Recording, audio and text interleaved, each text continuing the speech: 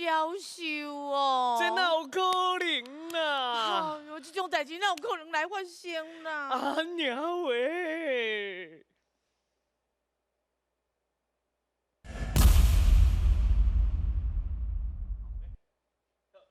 我们好像神经病哦。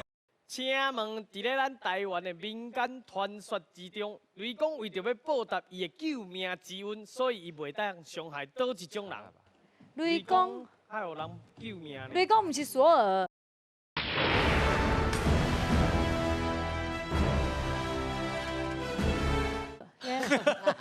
迄是雷神啊！哦，雷神，哦，雷神甲雷公无共，所以是雷神的阿公。无听到就是有得了啊！因拢是死哦，猜啦。 C 查吧。